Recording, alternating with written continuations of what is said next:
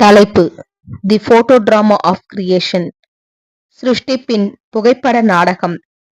பக்கம் 7. பாடத்தின் தலைப்பு: ஆறாம் நாள் அல்லது சகாப்தம். மிருகங்களின் சிருஷ்டிப்பு ஆதாமின் பரிபூரண சாயலுக்கு ஓர் உதாரணம்.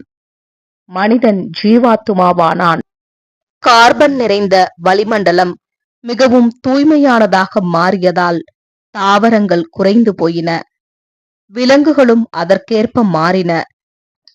கனமான எலும்புகள் கொண்ட ஸ்லாத் மற்றும் மெமோத் ஆகியவை எண்ணிக்கையில் குறையத் தொடங்கி இன்று பொதுவாக காணப்படும் கனம் குறைந்த எலும்பு வகை விலங்குகளுக்கு இடம் கொடுத்தன. மனிதனுடைய சிருஷ்டிப்பு விஷயத்தில் இருந்த மேம்பட்ட தன்மை கீழ்நிலை மிருகங்களின் மீது அவனுக்கிருக்கும் பரந்த உயரிய நிலையை காட்டுகின்றது. முதல் மனிதனாகிய ஆதாம் அவனுடைய சிருஷ்டிகரின் சாயலில் சிருஷ்டிக்கப்பட்டு மாம்சீக அல்லது மிருக ஜீவன்களிலேயே மிகவும் உயரிய நிலையில் காணப்பட்டான். சிருஷ்டிகரின் இந்த சாயலானது அவனுடைய ஒழுக்க நெறியையும் அறிவுபூர்வமான ஆளுகையின் ரூபத்தையும் உள்ளடக்கியதாக இருந்தது. தேவ சாயல் என்றால் என்ன என்பதை குறிக்கும் அனைத்தையும் தற்போதைய மனித நிலைமைகளிலிருந்து நிதானித்து பார்ப்பது என்பது கடினமான காரியமாகும். ஏனென்றால் ஒப்பிட்டு பார்ப்பதற்கு பூரண மனிதனுக்கான ஓர் உதாரணம் என்று சொல்லிக் கொள்ளும்படியாக நம்மிடம் யாரும் இல்லை. எல்லோரும் பாவம் செய்து ஆதாம் சிருஷ்டிக்கப்பட்ட மகிமையான நிலையிலிருந்து விழுந்து தேவ மகிமையற்றவர்களானார்கள். ரோமர் 3 அதிகாரம் 23 8 சங்கீதம் 5 பாவமும் மரணமும் ஆளுகை செய்ய ஆரம்பித்து தேவ சாயலும் இழந்து போகப்பட்டது. அனைவருக்கும் திரும்ப கொடுத்தல் தேவைப்படுகின்றது.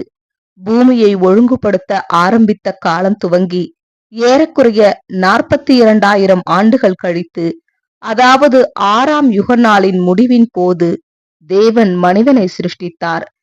தேவ சாயல் என்று இங்கு சொல்லப்படுவது அநீதியோ துர்க்குணமோ இல்லாத சர்வ வல்லவரை போல இருக்கும் ஒரு மனிதனை குறிக்கும். அறியாமையின் விளைவாக அல்லது அவனது முழுமையான மன விருப்பத்தின் விளைவாக ஆதாமின் மீறுதல் ஏற்படவில்லை. அது சோதனையின் விளைவாக ஏற்பட்டது. அதனை அவனுக்கிருந்த குறைவான அறிவானது மேலானதாக காண்பித்தது.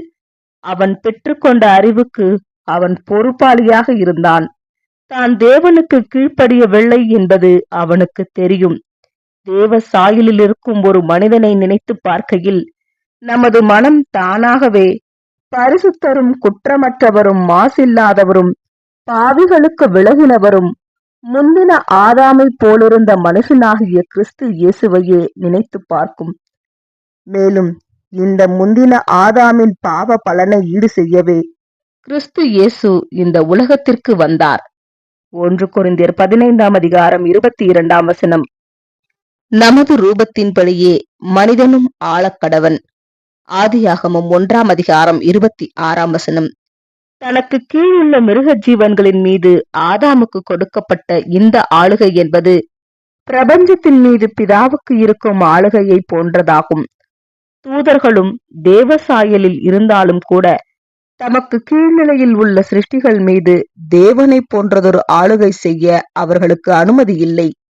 பாவத்தால் தூக்கி எறியப்பட்ட மனிதனுடைய இந்த ஆளுகையானது மேசியாவின் ராஜ்யத்தால் மீட்டெடுக்கப்படும். அப்போஸ்தலர் 3 அதிகாரம் 19 முதல் 21 ஆமேன்.